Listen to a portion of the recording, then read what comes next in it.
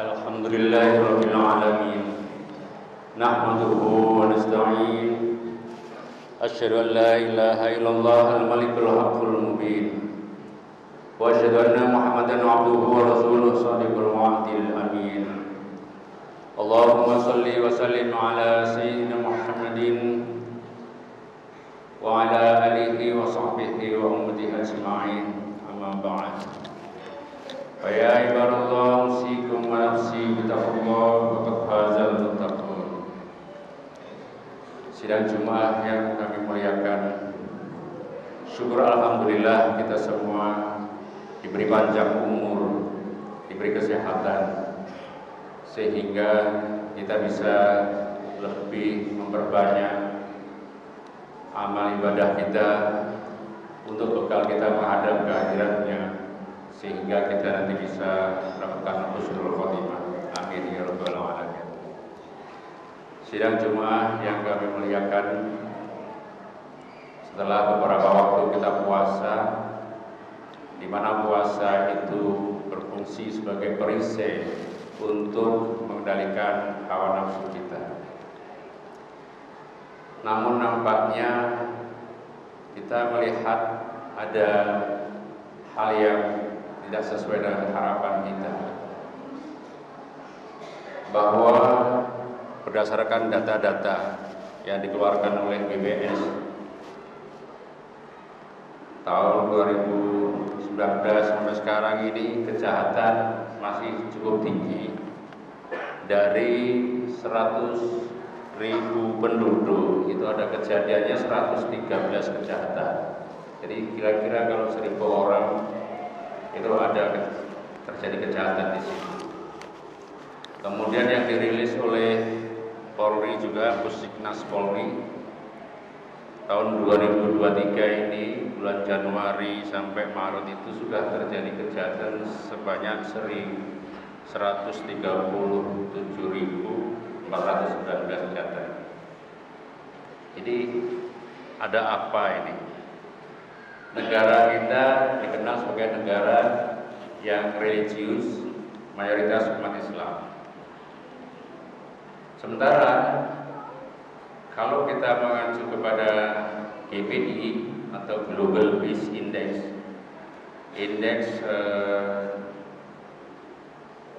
kedamaian global di berbagai negara, ada 8 negara yang dinyatakan sebagai negara paling aman, sementara negara-negara Islam satu pun tidak masuk. Ini ada apa? Para jamaah sekalian, mari kita mencoba melihat dari Al-Quran. Faktor kejahatan memang sangat kompleks, ya, sangat banyak sekali. Tapi ini antaranya adalah faktor jiwa manusia itu sendiri. Al-Quran dalam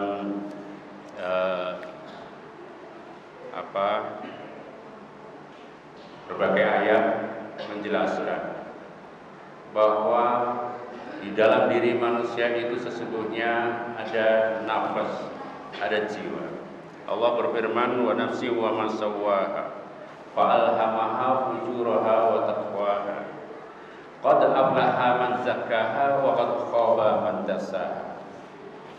Demi nafas, jiwa yang telah kami sempurnakan dan telah kami berikan ilham terhadap hal yang ketakwaan dan ilham kepada hal-hal yang merusak atau fujur.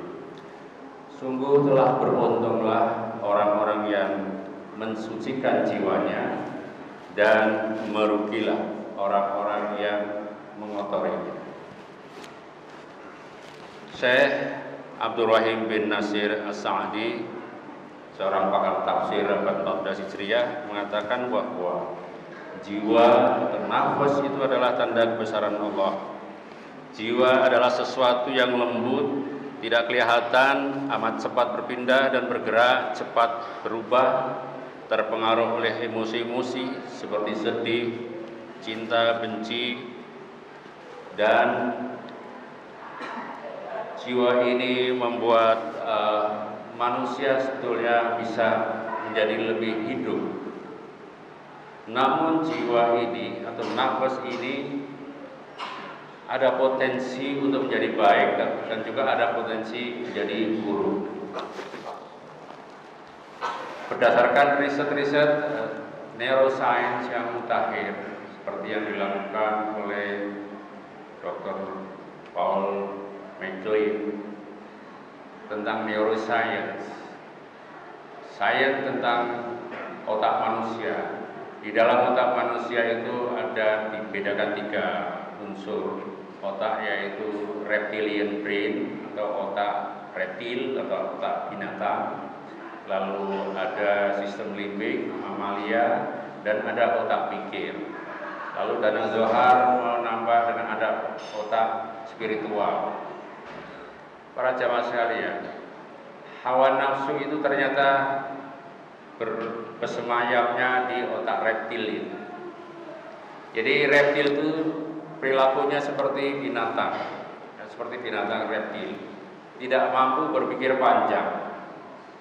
Kalau dia sedang terancam, maka dia akan melakukan tindakan untuk bagaimana dia bisa mengamankan diri atau menghilangkan ancaman itu. Kita bisa melihat ada seorang jenderal, pangkatnya sudah sangat tinggi. Ketika dia marah, lalu dia melakukan tindakan menghabisi nyawa anak buahnya sendiri. Inilah proses bagaimana manusia ketika dikuasai oleh reptilian brain dalam teori neuroscience. Di dalam bahasa agama itulah an-nafas. Dan ini luar biasa beratnya yang untuk menghadapinya. Nafsu ini bisa terkait dengan persoalan keamanan dirinya, persoalan kebutuhan makannya, kebutuhan seksnya. Bahkan Nabi Yusuf dulu pernah memohon kepada Allah atau mengadu kepada Allah Subhanahu wa taala. Wa ma ubarri'un nafsi. Ya Allah, kenapa saya tidak bisa membebaskan hawa nafsu saya ketika Nabi Yusuf digoda oleh Zulaikha. Lalu Allah menjawab, innan nafsa la'ammarrah bisu. Wahai Yusuf, memang nafsu itu mendorong untuk berbuat yang buruk. Illa ma rahimah rabbi, kecuali nafsu itu dirahmati oleh Allah Subhanahu wa taala. Para jamaah sekalian, dengan keadaan yang memprihatinkan ini, dan kita hampir setiap hari mendengar bahwa ada kejahatan-kejahatan yang bermacam-macam. Ada anaknya orang yang berpangkat tinggi menyiksa orang lain dan seterusnya dalam berbagai berita itu. Mari kita bersama-sama menyadari bahwa untuk masalah reptilian brain, otak reptil ini atau hawa nafsu ini tidak cukup dengan ceramah-ceramah, dengan pengajian, dengan majelis-majelis taklim.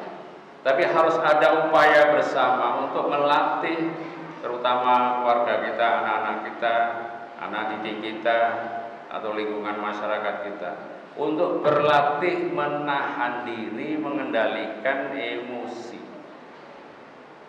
Karena dengan mengendalikan emosi ini kita bisa selamat dari petaka yang lebih besar. Kita bisa bayangkan seorang yang berpangkat jenderal, pangkatnya sudah luar biasa, kekayaannya luar biasa, pengaruhnya luar biasa, hanya karena menuruti hawa nafsunya, akhirnya langsung dia dijatuhkan martabatnya, hilang segalanya, bahkan mendapat hukuman mati. Ini karena hawa nafsu. Karena itu para jamaah sekalian, kita diminta untuk bertakwa. Takwa itu hati-hati ini terhadap reptilian brain kita, otak reptil kita. Ini bisa menghinggapi siapa saja, baik anak kecil, remaja, dewasa, orang dewasa, pejabat, kiai, ustadz, semua bisa kena. Ciri-ciri orang yang nggak bisa mengendalikan hawa nafsunya adalah kalau dia berkata-kata kasar. Ada sekian banyak ustaz yang kadang-kadang juga berkata kasar. Itu sedang dikuasai oleh otak reptilian brain. Maka orang yang dikuasai ini, Al-Quran juga menyebut dalam surat Al-Furqan ayat 43-44. Araita man ittakhadha ilaha wa hawahu afa anta takunu alaihi wakila am tahsibu anna aktsarahum yasma'un aw yaqilun inhum illa kal an'am bal hum adallu sabila. Tahukah engkau orang yang menjadikan hawa nafsunya sebagai Tuhannya? Apakah kamu melihat kamu bisa mengendalikannya? Apa kamu bisa mengira kebanyakan mereka itu bisa mendengar dan berpikir? Tidak, mereka itu sesungguhnya seperti binatang. Balhum adallu sabila, bahkan mereka lebih sesat daripada binatang. Jadi para jamaah, ketika orang sedang dikuasai hawa nafsu otak reptilian kita ini bisa bertindak lebih jahat daripada binatang. Nah, oleh karena itu para jamaah sekalian, dalam ajaran agama itu sebetulnya kita dilatih terus-menerus untuk bisa mengendalikan hawa nafsu. Hawa nafsu ini sebetulnya bukan jahat dalam arti asalnya, dari asal mulanya jahat, karena itu ciptaan Allah. Dia adalah daya untuk kita bisa hidup. Yang menjadi persoalan adalah bagaimana kita mengendalikan, bagaimana kita menyalurkan energi hawa nafsu ini ke hal yang positif. Ada orang yang mampu mengendalikan ini dan menghasilkan sesuatu yang positif. Ada seorang mahasiswa putus cinta, diputus oleh pacarnya, dan dia marah. Karena marah, dendam dia sama kekasihnya yang perempuan itu. Dia merasa dilecehkan. Tapi dendamnya ini dia salurkan dengan belajar semaksimal mungkin, hanya ingin menunjukkan bahwa kamu pasti menyesal meninggalkan saya. Lalu dia belajar habis-habisan dan akhirnya kemudian lulus sarjana S1, lanjut S2 di luar negeri, lanjut S3 di luar negeri, dan kemudian dia selesai dengan gelar PhD-nya dan terus karirnya naik sebagai profesor. Ketika saya tanya bagaimana pengalaman hidupnya yang menarik, ternyata dia mengatakan bahwa saya karena pernah dendam dengan seseorang yang melecehkan saya, menolak cinta. Nah, ini contoh orang yang mampu mengendalikan emosinya untuk hal yang positif. Para jamaah, kalau sedang emosi, salurkan saja dengan hal-hal yang positif. Ada suami istri yang bertengkar, istrinya marah dengan suaminya, tapi karena dia belajar pengendalian emosinya, maka dia menyalurkan kemarahannya dengan memasak seluruh bahan makanan yang ada di rumah. Ketika suaminya datang, ini apa? Bahkan rumahnya penuh dengan makanan. Saya marah dengan kamu.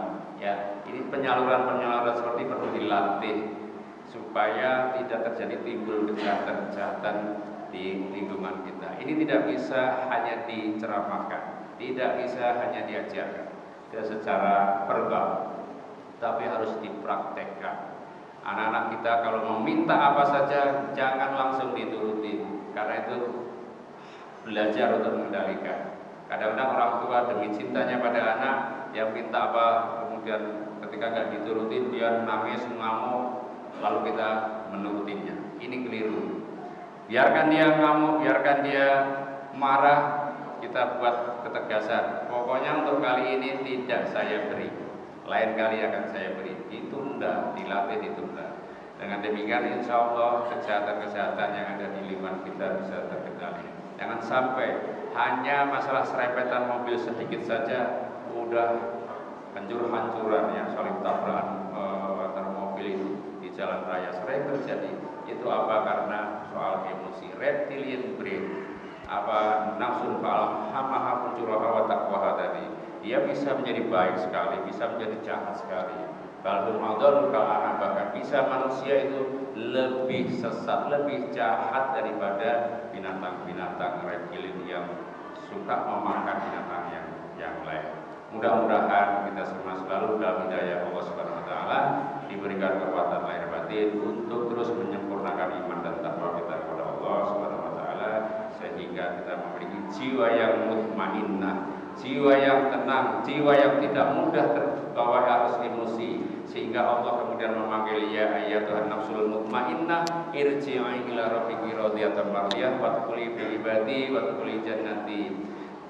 Manusia yang memiliki jiwa yang tenanglah yang akan dipanggil oleh Allah dengan bahasa yang indah sekali. Wahai jiwa yang tenang, kembalilah kamu kepada Tuhan dengan ridho dan diridhoi, dan masuklah kamu bersama hamba-hambaku yang soleh-soleh, dan masuklah ke surga. Para jamaah, mudah-mudahan kita termasuk jiwa-jiwa yang memiliki jiwa-jiwa yang mutmainnah. Amin ya rabbal alamin. Barakallahu li wa lakum fil Qur'anil azim wa nafa'ani wa iyyakum minal ayati wa dzikril hakim. Aqulu qouli hadza wastaghfiru innahu huwal ghafurur rahim.